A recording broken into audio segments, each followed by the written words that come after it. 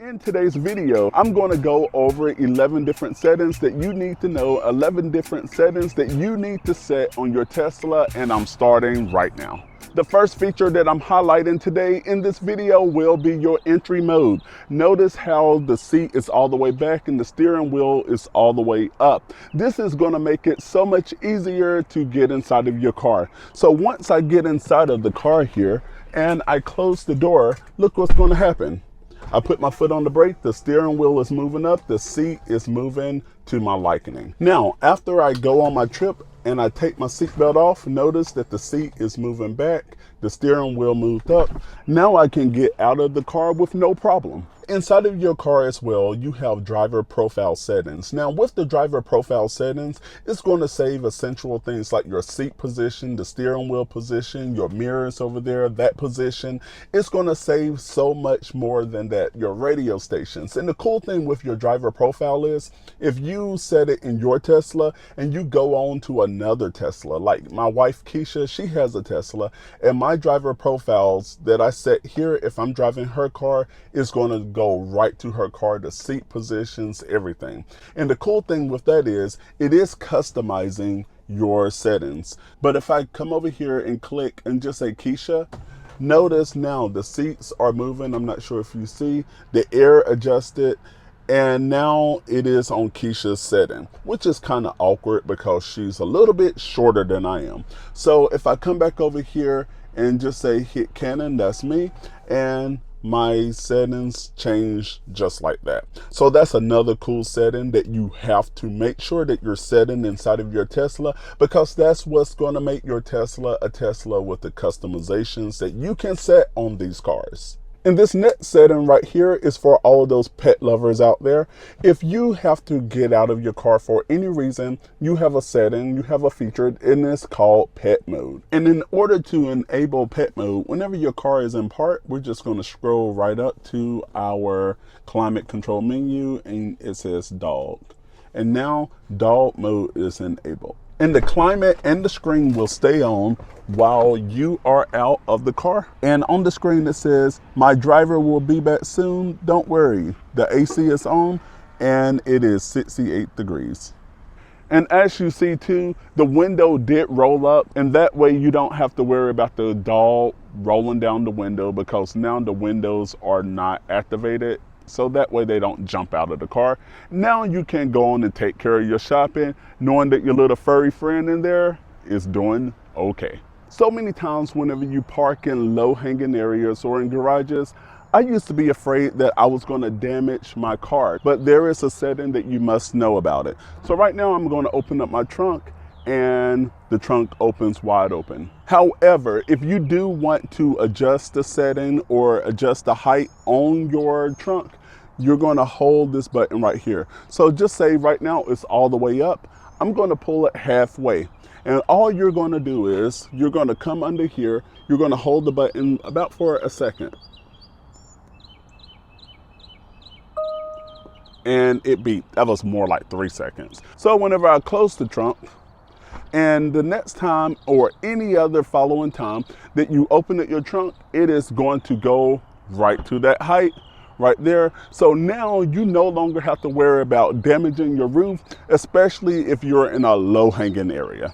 And another useful feature that you want to utilize inside of your Tesla is your cabin overheat protection. I mean, who really likes getting inside of a hot car? Now, with the cabin overheat protection, this is designed to keep your car at a set temperature, so it's not going to get extremely hot in your car. That's going to protect the components like the screen, your seats inside of your car, and also your belongings. And it's really easy to do from the app in the climate settings. You just going to go to climate and go down here to where it says overheat protection. Make sure that it's on, and right here you have 90 degrees, 95 degrees, or 100. If you don't want to do it like that, you can always come on the screen here. We're going to go to safety, and from safety we're going to go down here to where it says cabin overheat protection, and it's pretty much the same thing that you have in the app. So you're going to want to know about the charge settings on your car, because remember, charging your car is the lifeline of your car.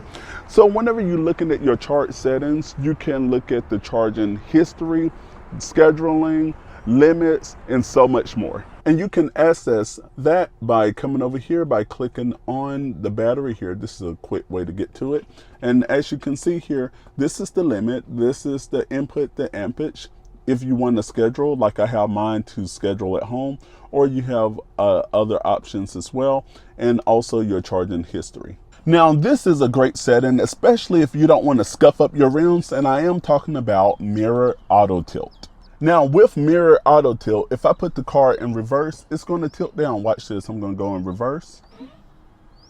Oh, that is so cool. So in this way, whenever the car is in reverse, you can see the curb or anything else that you're trying to park beside without scuffing up your rims. That is so important, because with a Tesla, the rim kind of stick out a little bit from the tire, and you don't want to scuff up those rims. And it is so easy in order to set that. I'm just going to go right here to the menu, and right here where it says mirror, you have mirror auto tilt, and also you can have mirror auto dim and also mirror auto fold. And this setting you must have, especially if you're a daily commuter and you don't know how your traffic will be, because living in Atlanta, a lot of times our traffic is very unpredictable.